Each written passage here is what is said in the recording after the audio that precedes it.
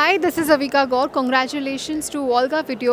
Volga Video has reached 17 million subscribers. Please subscribe Volga Video. Congratulations. Hi hello welcome to Volga Videos. నేను హారతి. ఈ రోజు మనతో పాటు మన స్టూడియోలో ఉన్నారు డైరెక్టర్ శివనాగ్. ఈయన పేరు చెప్తే మనకెన్నో మంచి సినిమాలు, మాస్టర్ మైండ్స్, లేకపోతే జంక్షన్లో జయమాలిని, అన్నపూర్ణమ్మ గారి మనవడు, ఇలాంటి మూవీస్, లిటిల్ బుద్ధ, ఇలాంటి ఎన్నో మూవీస్ మనకు గుర్తొస్తాయి. అయితే రీసెంట్గా ఆయన దేవినేని అని ఒక మూవీ చేసి చాలా కాంట్రవర్సీల్లో ఇరుక్కున్నారు. ఆ తర్వాత ఇప్పుడు ఆంధ్రప్రదేశ్ రాజకీయాల్లో ఒక మెయిన్ టాపిక్ గా ఉన్న రెడ్ బుక్ మీద ఆయన సినిమా తీయబోతున్నారట. ఇప్పుడు దాని గురించి మాట్లాడదాం. అండ్ రెడ్ బుక్ ఏంటి, మూవీస్ లో ఉన్న ఆయన పాలిటిక్స్ ని టచ్ చేయడానికి గల కారణాలు ఏంటి అనేవి ఆయన మాటల్లోనే అడిగి తెలుసుకుందాం. సార్, మీరు నెక్స్ట్ తీయబోయేది రెడ్ బుక్. ఆ పేరు వింటే మొత్తం ఆంధ్రప్రదేశ్ రాజకీయాల చుట్టూ తిరుగుతుంది. యాక్చువల్ గా ఎలక్షన్స్ కి ముందు నుంచి కూడా నారా లోకేష్ చేతిలో ఆ బుక్ పట్టుకొని తిరుగుతున్నారు, రెడ్ బుక్ ని. అండ్ నేను మీ రీసెంట్ ఇంటర్వ్యూస్ చూసినప్పుడు కూడా ఏదైతే మీరు వైసీపీని అన్న మాటలు కానీ అవి విన్నాను నేను. మీరేంటి సార్ డైరెక్ట్ గా ఈ టీడీపీతో ఉండి వైసీపీని ఏమన్నా డైరెక్ట్ గా టార్గెట్ చేస్తున్నట్టు ఈ రెడ్ బుక్ ని తీయాలి అని ఏమన్నా ప్లాన్ చేశారా? టీడీపీకి నాకు ఎటువంటి సంబంధాలు లేవండి, అట్లాగే వైసీపీకి నాకు ఎటువంటి సంబంధాలు కూడా లేవు. అసలు నేను పొలిటికల్కి చాలా దూరంగానే ఉంటాను. కాకపోతే ఇక్కడ జరుగుతుంది ఏంటంటే, రెడ్ బుక్ అనేది నేను ఫారిన్ కంట్రీ నుంచి ఒక డిజిటల్ బుక్ లాగా నేను అనుకొని అది తీసుకున్నాను. బట్ ఇక్కడ ఏమవుతుందంటే, మనకి ఆంధ్రప్రదేశ్లో గవర్నమెంట్లో కూడా కొన్ని క్రిమినల్స్ ఉన్నారు కదండి.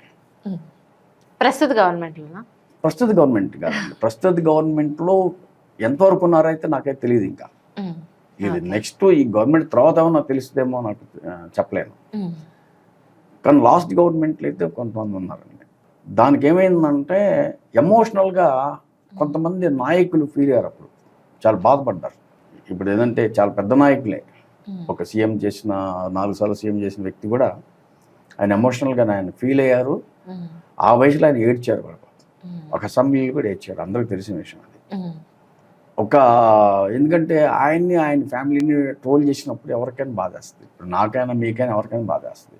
మరి ఆయనకి పిల్లలు ఉంటారు కదండి, కొడుకులు కూతుళ్ళు అందరూ ఉంటారు, వాళ్ళు ఎంత ఫీల్ అవుతారు, ఫీల్ అయ్యారు అన్నమాట.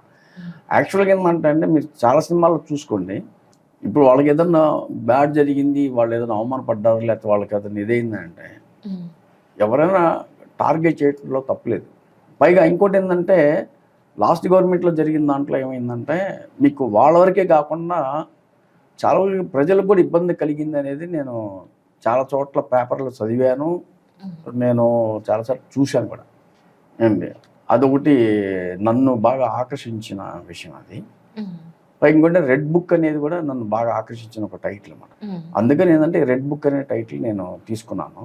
దీని మీద ఏంటంటే, ఇప్పుడు కేవలం ఏదైనా సరే ఈ పొలిటికల్ మీద ఏం చేయట్లేదండి. అయితే ఏంటంటే, పొలిటికల్ వాళ్ళు చాలామంది పొలిటికల్ నుంచి ఏం చేశారంటే, బాగా డబ్బు సంపాదించిన తర్వాత మాఫియాలోకి ఎంటర్ అవుతున్నారు. అంటే మాఫియాని ఎంకరేజ్ చేస్తున్నారు. అంటే పొలిటికల్ లీడర్లు చాలా వరకు మాఫియాని ఎంకరేజ్ చేస్తున్నారు.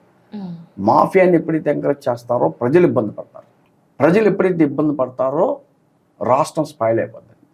కాబట్టి ఏమవుతుందంటే, అందరూ కాదు, కొంతమంది లీడర్స్ వాళ్ళని కంట్రోల్ చేయడానికి ఒక రెడ్ బుక్ ఉంటుంది. దాన్ని ఏంటంటే రిటాలియేషన్ కేసు అంటారు దాన్ని.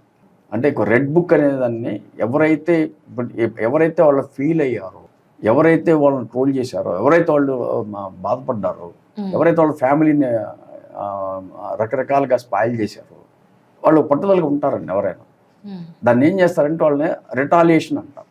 అంటే వాళ్ళ మీద మళ్ళీ ఏంటంటే, మనల్ని ఎలా చేశారు గవర్నమెంటు, మళ్ళీ రాష్ట్రాన్ని ఎలా చేశారు కాబట్టి కక్ష తీర్చుకుంటారా? కక్ష ఉండరు దాన్ని, పగ కూడా ఉండరు. మరి దాన్ని రిటాలియేషన్ కేసు అంటారు. దాన్ని రిటాలియేషన్ అంటారు. అంటే నువ్వు ఇది చేసావు కాబట్టి నేను ఇది చేస్తా. అంటే ప్రకృతి ఉందండి, ప్రకృతికి మనం ఏది ఇస్తే ప్రకృతి మనకు అందిస్తుంది. నేచర్కి మనం ఏం చేస్తే నేచర్ మనకు అందిస్తుంది. ఇప్పుడు నేచర్లో లేదంటే పెద్ద పెద్ద తుఫాన్లు రావట్లేదా? నేచర్లో తుఫాను ఇళ్ళన్నీ పడిపోవట్లేదా? చెట్లన్నీ పడిపోవట్లేదా? ఆస్తులు ధ్వంసం కావట్లేదా? ఒక భూకంపం వచ్చింది, భూకంపం వచ్చినప్పుడు ఏం చేస్తుంది, బిల్డింగ్స్ అన్ని పడిపోతున్నాయి, మొత్తం కంపించేస్తుంది. నష్టాలు కలగట్లేదా, నష్టం కలిగిందిగా.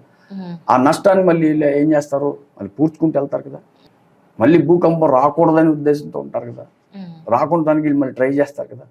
తుఫాన్ వస్తే ఎలాంటి జాగ్రత్తలు తీసుకోవాలనేది మళ్ళీ తుఫాన్ తర్వాత వీళ్ళు ఆలోచిస్తారు కదండి.